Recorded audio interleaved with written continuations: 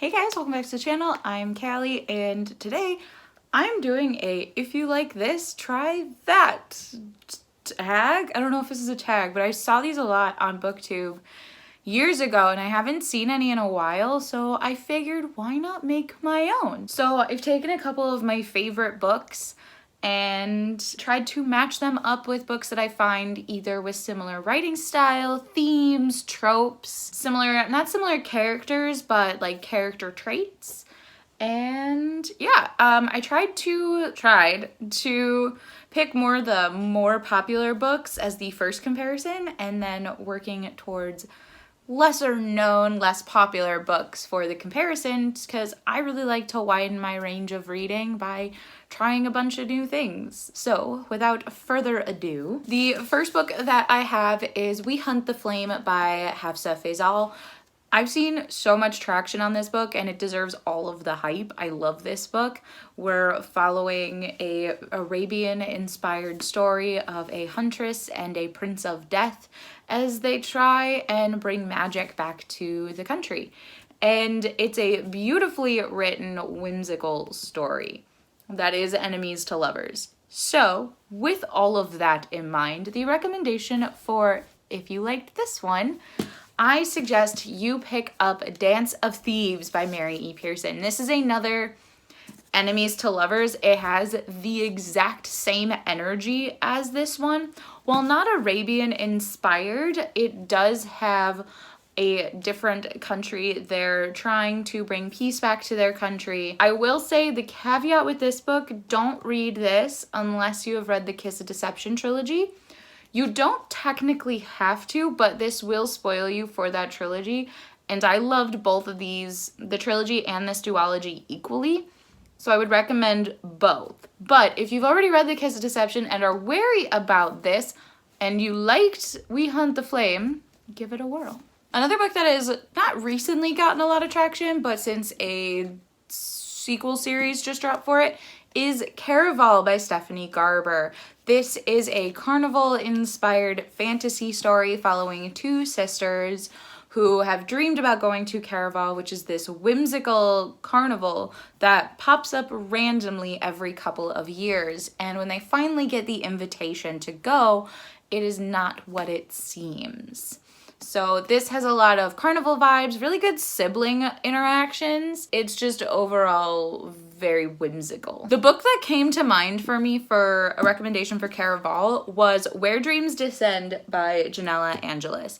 This is still circus inspired, but with a Phantom of the Opera twist. So while we don't get necessarily the same sibling relationships in this book, instead that is replaced by Phantom of the Opera vibes, which I adore. We're following this girl who has been under the tutelage of this master for ages, and she escapes and sort of follows her dreams and ends up in this circus.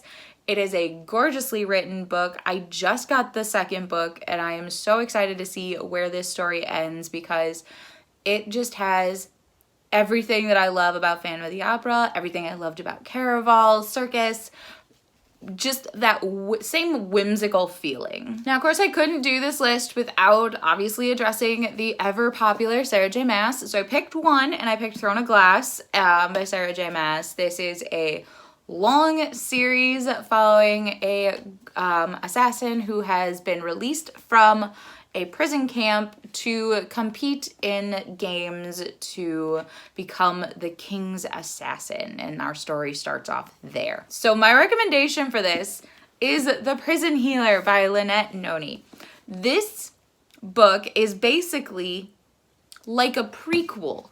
We're following Kiva, who is in a prison. This entire book takes place in this prison work camp story, and she is their only healer. And when the rebel queen is taken to the prison, Kiva is charged with healing her, but then these trials begin and Kiva is thrust upon taking these trials, which could potentially earn her freedom. I get so similar feelings with these two series. I just finished the second book and it's like Empire of Storms all over again.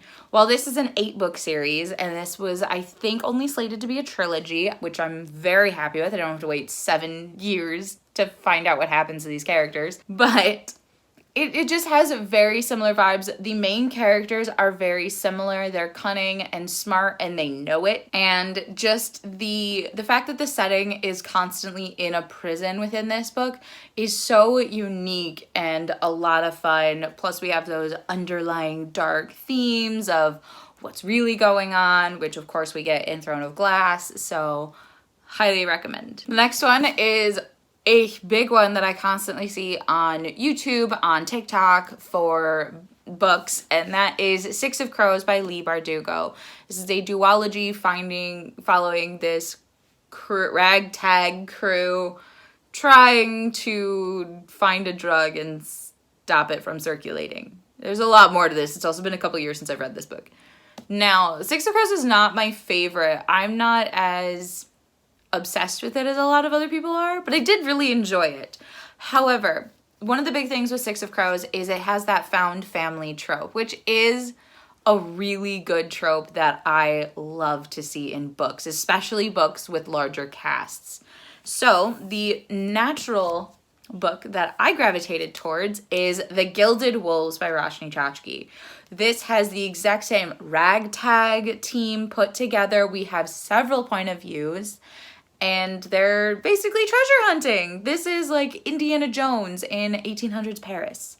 And I live for it. I liked Gilded Wolves more than I liked Six of Crows. I haven't finished the trilogy for The Gilded Wolves yet, but I have the last one. I have finished Six of Crows, and Crooked Kingdom did injure me, but this has the exact same found family vibes, the exact same, you're changing your perspectives constantly between, I think it's 6 people.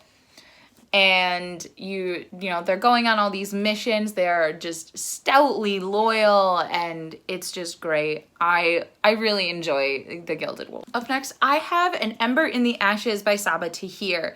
This is a Roman-inspired series following Laia and Elias. Laia is trying to avenge her family, and Elias is starting to realize that maybe soldiering his country isn't as great as he was brought up to believe. And when they end up crossing roads, this huge story catapults. And this is a 4-book series, which I have not yet finished. I have the last book. I just haven't picked it up because I'm scared. But this is an immensely vibrant world with just really cool political aspects and mechanics, and just overall fantastically written book. So I immediately thought of Cast in Firelight by Dana Swift. This is a duology of an Indian and Hindu-inspired world with magic, and we're following these 2 main characters as they're betrothed, but they've only communicated via letters, and when they're finally meant to solidify the proposal, they end up facing bigger threats than they thought. And why I put these 2 together is this one has a lot of really cool political intrigue, similar to Ember in the Ashes, plus more of the vibrancy of the world building is what I gravitated towards. This world and magic system is immensely beautiful, and I could not put this down. It was captivating, and I couldn't help but think of An Ember in the Ashes when I was reading it. The last pairing that I have for this is for The Cruel Prince by Holly Black. This is enemies to lovers. A human girl is whisked to the land of fairy after her parents are brutally murdered by one, and she has to go live with said murderer. And our story kind of goes on from there. I love The Cruel Prince, the world of The Cruel Prince. It is fae in their worst forms, and I love it. The enemies to lovers is really good. So I thought of A Song of Wraith and Ruin, where we're following this boy who comes to the capital city to escape with his sister, and his sister is taken by demons. And the demons tell the boy that they will give him his sister back if he kills the queen. And the queen is this girl who no one really knows is the queen, as her mother has died, and she is trying to find a way to bring her mother back. And when she finds this recipe, she needs the heart of a king, so she puts on these games to find a husband and plans to kill him after they're married to bring her mother back. Very similar enemies to lovers vibes. Very similar. And the new person in a new world aspect was there. There was the underdog trope within this throughout, and almost a cruel facing monarch, but they're really a big softie on the underneath. All of that was in both of these books, and I could not recommend both of these anymore. The sequel to this just dropped. I have not picked up the sequel yet, but I am so intrigued as to where this duology is going to end. I have read all of The Cruel Prince several times, and the novella that dropped, I think, earlier this year, and they're all wonderful, and I love them. So those are some of the recommendations that I have. Let me know down below if this is something that you guys like.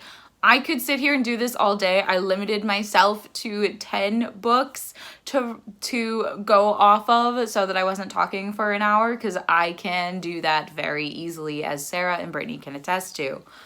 I love recommending books, so if you like stuff like this, let me know down below in the comments, and I will definitely do more. And that's going to be it for today's video. Please like, comment, and subscribe to our channel. We post videos every Tuesday and Thursday with the occasional Sunday, and I will see you guys in our next video. Bye!